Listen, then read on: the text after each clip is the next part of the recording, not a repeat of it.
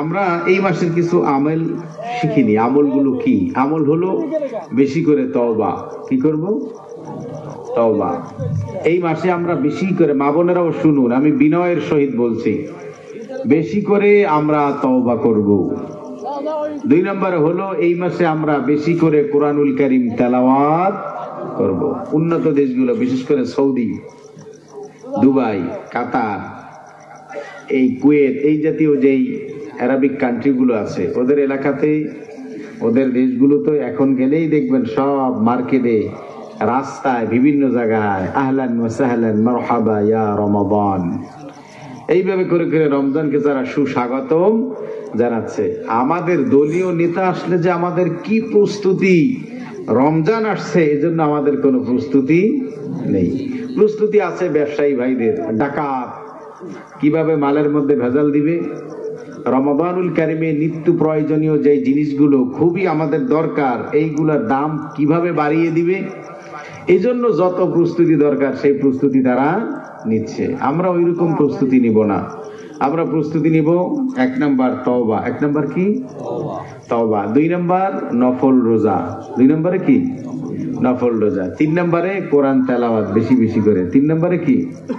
কোরআনুল কারীম তেলাওয়াত বেশি বেশি করে। 4 নম্বরে আমরা অন্য অন্য মাসগুলোতে যেরকম দান করি, সদকা করি, মানুষকে খয়রাত দিই, এই মাসে তার চেয়ে বেশি আমরা দান সদকা করব। এটা রাসূল বলেছেন যে অন্যান্য মাসে তোমরা যা দান করো তার থেকে রজব ও শাবান মাসে বেশি বেশি করে আল্লাহর রাস্তায় দান করবা। দান করতে গিয়ে একটি বিষয় আমাদের মাথায় রাখতে হবে, সেটি হলো আল্লাহ রাসূল বলেছেন, কোন সায়েল, কোন ভিক্ষুক আপনার কাছে এসে যখন আল্লাহর নামের দোহাই দিয়ে চাইবেন আল্লাহর রাস্তায় কিছু দেন, আল্লাহকেও ছোট করবে, তখন রাসূল বলেছেন তুমি তাকে কিছু দিয়ে দিও, তাকে বঞ্চিত করো না।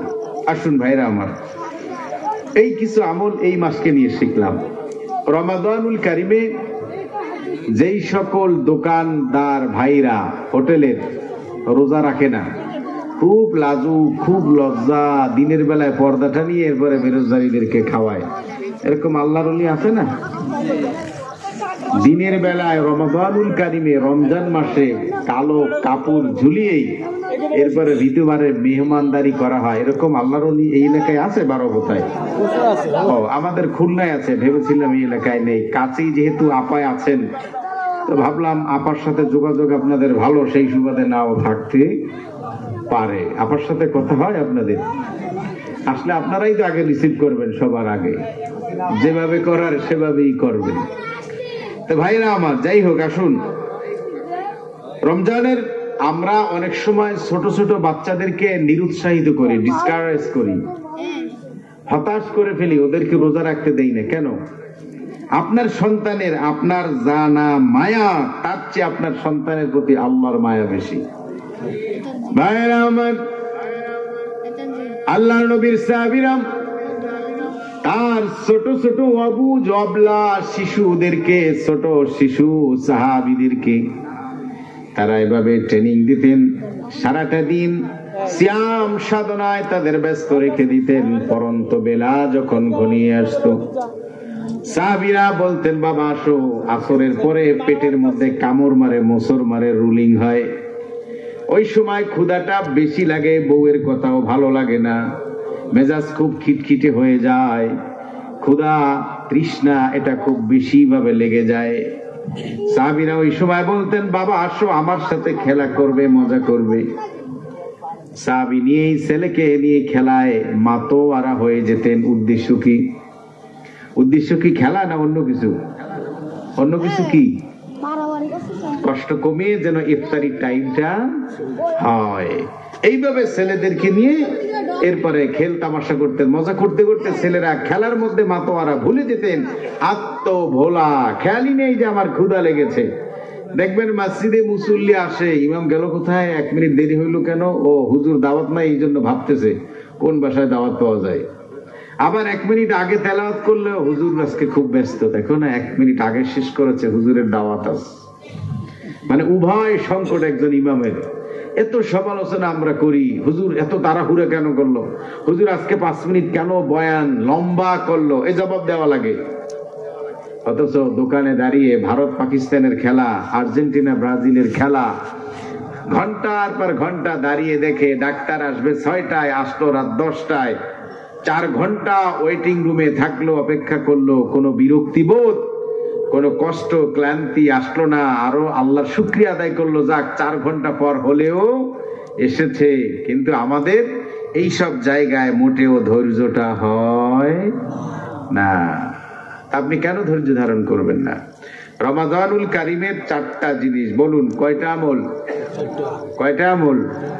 1 নাম্বার জান্নাত চাওয়া, বলুন জান্নাত চাওয়া। 2 নাম্বার জাহান্নাম থেকে বাঁচার জন্য চাওয়া, আল্লাহ যেন আমাদের জাহান্নাম না দেন।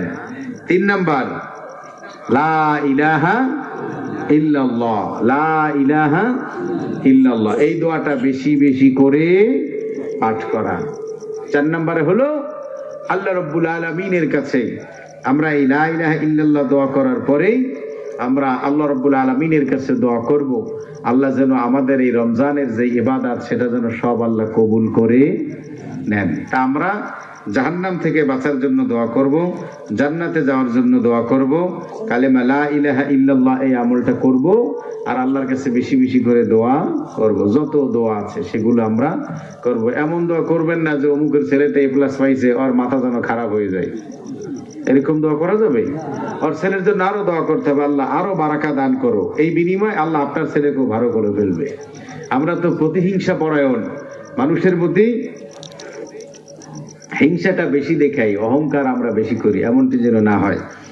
তো আমার রমাদানুল কারিমে আর একটা যে অসঙ্গতি, অসৌজন্যবোধ, এই মসজিদে আসবে ছোট ছোট বাচ্চারা ইফতারি করতে, ওরা রোজা রাখেনি। মুরব্বী বাবাজিরা যারা আছেন, বেয়াদব, রোজা রেখেছ, মসজিদে কেন আসলে তুমি?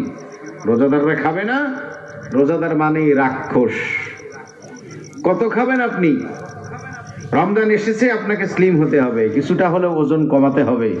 রমজান আমরা এত খাওয়া খাই, সাহারি খাওয়ার আগেও ছোলা বুট, মুড়ি, পেঁয়াজু, ঝালমুড়ি বিছানার কাছে নিয়ে এরপরে সমানে হাতে টানি, আরো 2 মিনিট বাকি আছে, খেয়ে নাও। এত খাওয়া খাই, খাওয়ার জন্য রমাদানুল কারিম না। খেতে পারেন, খান। বাচ্চাগুলো যখন মসজিদে যাবে, ওকে এই সংস্কৃতি, এই ভদ্রতা, এই কালচার, এগুলো ওকে শিখান।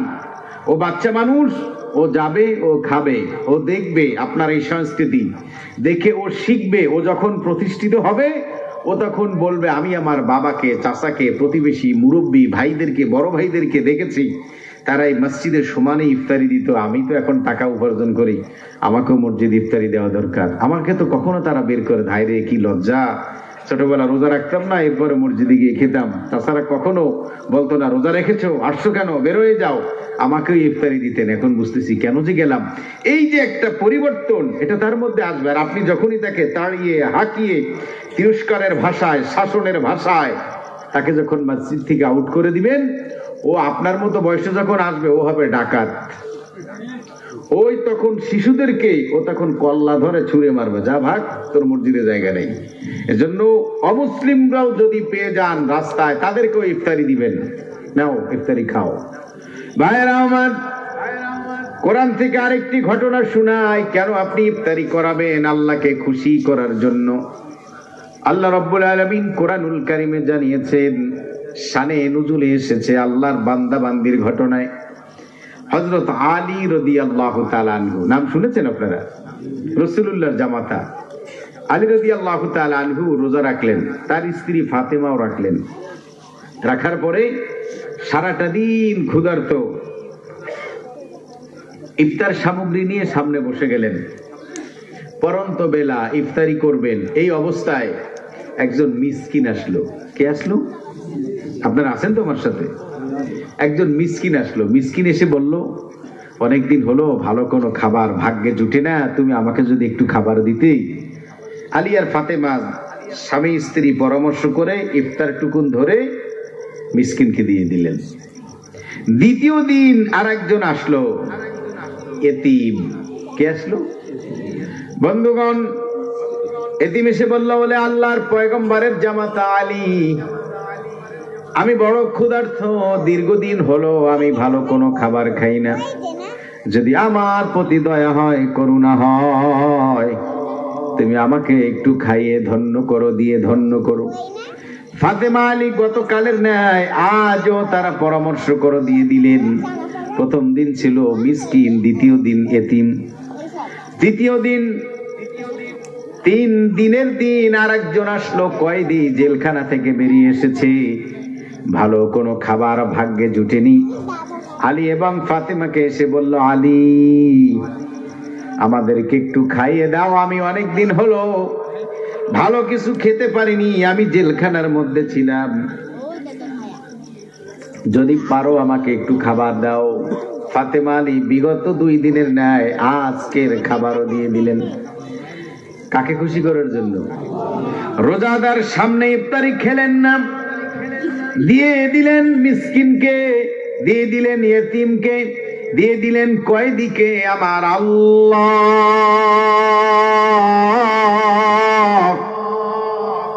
তার কাছে এই কাজটি এত ভালো লাগলো, আল্লাহ রাব্বুল আলামিন তাদের শানে আমার আল্লাহ আয়াত নাজিল করলেন, ওয়া ইউতাইমুনা الطعام على حبه مسكينا ويتيما وأسيرا إنما نطعمكم لوجه الله لا نريد منكم جزاء ولا شكورا।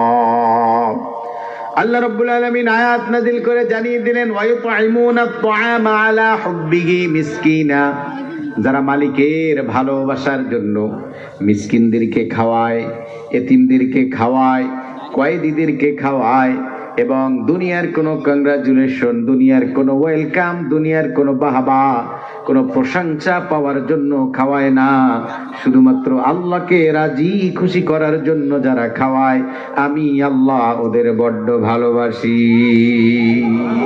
এবার আপনারা ভাবুন, বাচ্চাদেরকে কি তাড়িয়ে দিবেন? এতিমদেরকে তাড়িয়ে দিবেন? বেরোজগারীদেরকে তাড়িয়ে দিবেন? আমার মসজিদে তো ভাই জানে, ভাই ইফতারির টাকা দেয়, ওখানে প্রায় 400, 450, 500 লোক প্রতিদিন 3 তলায় ইফতারি করে, প্লেট ভরে ভরে ইফতারি। শর্ট পড়লে আমি এনাদের কাছে যাই, ভাই কিছু টাকা লাগবে, সমান এরা কালেকশন করে বড় বাজার থেকে খুললে ওখান থেকে দিয়ে দেন, ওখান থেকে ইফতারি এনে এরপরে লোকদের খায়। ওখানে অনেক বেরোজগারীরা আসে, তারাও এসে খায়, 1 দিন খায়, 2 দিন খায়, 3 দিন খায়। 3 দিনের দিন হয়তো আল্লাহ তার মধ্যে পরিবর্তন, হুজুর এমন একটা বিষয় ধরাই দিছে যার কারণে মূল বিষয়ে ঢুকতে পারতেছি না। তো ভাইরা আমার, এই ঘটনা বোঝানোর জন্য আরেকটি হাদিস শুনাই। বেরোজগারি খেতেই পারে আপনার কাছে, লাঞ্ছনা, গঞ্চনা, অপমান, অপদস্থ করবেন না, আল্লাহর জন্য দোয়া করবেন আল্লাহর কাছে, আল্লাহ একদিন ওর মনের মধ্যে পরিবর্তন করে দিবেন। আপনার দোয়া যদি আল্লাহর কাছে মাকবুল হয়ে যায়, বন্ধুগণ, আপনি একজন খাইয়েছেন, যেই লোকটাকে, সে বেরোজগারি, কোনো সমস্যা নাই। আপনি যাকে খাবার খাইয়েছেন সে একজন নন মুসলিম, মুসলিম নয়, কোনো সমস্যা নাই। আপনি এমন একজন ব্যক্তিকে খাইয়েছেন, টাকা দিয়েছেন, সে একজন বেশ্যালয়ের নারী, প্রস্টিটিউশনের সদস্যা, তাকে আপনি দিয়েছেন, কোনো সমস্যা নাই। আল্লাহর নবী বলেছেন, টাটকা সহিহ হাদিস, জনৈক শিল্পপতি সিদ্ধান্ত নিলেন, আমি আজ গভীর রাতে আমি কিছু টাকা আমি সদকা দিব, দান করব। রাতের আধারে, অন্ধকারে, নিকষ কালো অন্ধকার রজনী, বেরিয়ে পড়লেন, টাকা দান করবেন। বেরিয়ে টাকা দান করতে করতে প্রথম রাতে যিনি দান করলেন, শিল্পপতি, দানটা পড়লো একজন চোরের হাতে। কার হাতে? কথা বলুন, কার হাতে? আমরা কি কেউ চাই যে আমাদের কোন দান এগুলো চোরের হাতে পড়ুক? তো চোরের হাতে পড়লো। সকালবেলা লোকেরা বলা বলি করলো, আজকে একজন আল্লাহর ওলি দান করেছেন, এই দানটা চোর পেয়েছে, দেখো কেমন আজীব দান। ওই যিনি দান করেছিলেন দাতা, তিনি আল্লাহর কাছে বললেন, আল্লাহ এটা তো আমার ইচ্ছা ছিল না, আমার এই দান কোন চোরের হাতে পড়ুক, এটা আমি মানসিকভাবে চাইনি, হয়ে গেছে আল্লাহ, আজও আমি দান করব। ভালো করে শুনুন, দ্বিতীয় রজনীতেও, হাদিস শোনাচ্ছি কিন্তু আপনাদের, দ্বিতীয় রজনীতে আবার দান করার মনস্থ করলেন। অন্ধকার রজনীতে আসলেন, এসে দান করলেন কাউকে, কোন একজনকে। এই দানটা পড়লো একজন চরিত্রহীনা নারী, বেশ্যা নারীর হাতে। লোকেরা সকালে বলা বলি শুরু করলো যে দেখো কি আজীব ব্যাপার, কালকে একজনে দান করলো চোরকে, আজকে একজনে দান করেছে বেশ্যাকে, কি আজীব ব্যাপার। এই কথা যখন তার কর্ণকুহুরে কানে পৌঁছে গেল যে আমি দান করলাম, তাও একটা চরিত্রহীনা নারী, কেমন হলো, আজও আমি দান করব। তৃতীয় রাতে সিদ্ধান্ত নিল, আজও কি করবেন? আপনারা কি ঘুমিয়ে পড়েছেন? আজও কি করবেন ভাইয়েরা আমার? তৃতীয় রজনীতে যখন মনস্থ করলেন আজ আমি দান করব, দান করার উদ্দেশ্য নিয়ে যখন গভীর রজনীতে বেরিয়ে পড়লেন, তিনিও দান করলেন। এমন একজন ব্যক্তিকে দান করলেন, যেই ব্যক্তি দানটা পেলেন উনি দাতাকে, যিনি দান করেছেন তাকে 100 বার কিনতে পারেন, এত টাকার মালিক। তার মানে একজন শিল্পপতিকে দান করলেন। সকালবেলা লোকেরা বলা বলি করলো, বলতে লাগলো যে দেখো আজও কি আজীব ব্যাপার, প্রথম দিন এক চোরে দান পেল, দ্বিতীয় দিন এক বেশ্যা নারী তিনি দান পেল, তৃতীয় দিন আরেকজন শিল্পপতি যে পাওয়ার কথা নাই সে পেল, অথচ আমরা পাই না, কি আজীব ব্যাপার। ওই দাতা নিজেকে মনে মনে খুব ধিক্কার দিতে লাগলেন, রব্বুল আলামিন, আমার তো ইচ্ছা ছিল না যে এমন ব্যক্তিদের আমি দান করব, গো রব, আমার দানটা কেন এইভাবে পড়ে যায়, আল্লাহ তুমি আমাকে মাফ করে দিও। রব্বুল আলামিন আমার আল্লাহ, তিনি রাতে, গভীর রাতে আল্লাহর ওই বান্দাকে স্বপ্নে দেখালেন, ওরে গোলাম, তুমি যে দান করেছো তোমার এই দানটা বৃথা যায়নি, তোমার দানে বিশাল উপকার হয়েছে। শুনো, আল্লাহ স্বপ্নে ওকে জানিয়ে দিলেন তোর এই দানের বিনিময় চোর ভালো হয়ে গিয়েছে।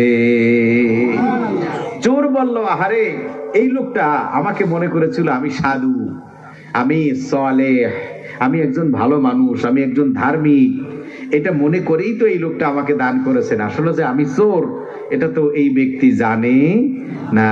তা আজ থেকে আর এই চৌর্য কাজ, এই জিনিসটা আমি আর করব না। সে যে আমাকে ভালো মনে করেছে, আমি ওরকম ভালোই হতে চাই, আল্লাহকে দেখিয়ে দিতে চাই যে আমি আসলে একজন ভালো মানুষ। বন্ধুগণ, এরপরে চরিত্রহীনা নারী, সেও ভাবলো আমাকে মনে করেছে আমি আবেদা, সালিহা, কানিতা, ধার্মিকা, পর্দানশীলা, আমি একজন সতী সাধবী নারী, আমি একজন ভালো নারী, দিনদার নারী, এটা মনে করেই আমাকে দান করেছে, অথচ আমি তো একজন দেহ ব্যবসায়ী, আমি একজন কলগার্স। কত ভয়ানক ব্যাপার, সে আমাকে ভালো মনে করে দান করেছে। আল্লাহ তুমি সাক্ষী, আজ থেকে আমি আর এই দেহ ব্যবসা করব না, আমি ভালো হয়ে যাব। বন্ধুগণ, যেই শিল্পপতিকে দান করেছিলেন উনিও বললেন, দেখো আল্লাহ তো আমাকে অর্থ কম দেয় নাই, দরবেশ সালমানের চেয়েও বেশি পয়সা। সেরেন দরবেশে ডাকাত ব্যাংক লুট করেছে 36,000 কোটি টাকা মাত্র। বন্ধুগণ, সে বলল আল্লাহ তো আমাকে কম দেয়নি, এরপরও কেন আমাকে দান করলো? নিঃসন্দেহে মনে করেছে আমি অনাথ, আমি দুস্থ, আমি অভাবী, আমি মিসকিন, আমি ফকির, আমি বিত্তহীন, আমার সম্পদ নেই, টাকা পয়সা নেই, এটা মনে করেই আমাকে দান করেছে। আসলে তো তা নয়, আল্লাহ আমাকে অনেক দিয়েছেন, আমি তো যাকাত খাওয়ার লোক না, আমি যাকাত দেব। রব্বুল আলামিন তুমি সাক্ষী, আজ থেকে আমার সম্পদ পাই টু পাই হিসাব করে আমি যাকাত দিয়ে দেব। এই ঘটনা থেকে, হাদিস থেকে কি শিখলাম? আমার দান কোথাও অন্য কারো কাছে পৌঁছে গেছে, এজন্য কষ্ট নেওয়ার কিছু আছে নাই। মসজিদ থেকে বাচ্চাদেরকে ধমক দিয়ে, শাসিয়ে, তিরস্কারের ভাষায়, শাসনের ভাষায় ওদেরকে ওখান থেকে বের করে দেব? কথা বলুন। না, আমরা রোজাদার মানে রাক্ষস নয়, রোজাদার মানে ক্ষুধার্ত সিংহ নয়, রোজাদার মানে সুন্দরবনের তৃষ্ণার্ত বাঘ নয়, রোজাদার মানে কম খানেওয়ালা। সাহাবীরা একটা খেজুর, এক গ্লাস পানি, খেজুর বেতেন না, অনেক সময় পানি, এই ছিল ইফতারি, ব্যাস হয়ে গেছে। লম্বা সময় কেমন লাইল করতেন, আমরা তো খালি তারাবিতে দাঁড়ায় দেখি হুজুর কয় মিনিট লাগলো, হাফেজ সাহেবের এত লাগলো, এই হাফেজ সাহেবের এত লাগে কেন, এরপর পিছন থেকে হাওয়া মারি না, পরের দিন হুজুর আপনারটা আজকে খুব ভালো হয়েছে, 2 মিনিট আগে করছেন, মানে আরো যেন দ্রুত পরে। এইরকম অযৌক্তিক তেল মারবেন না, নিজের কপাল পোড়াবেন না।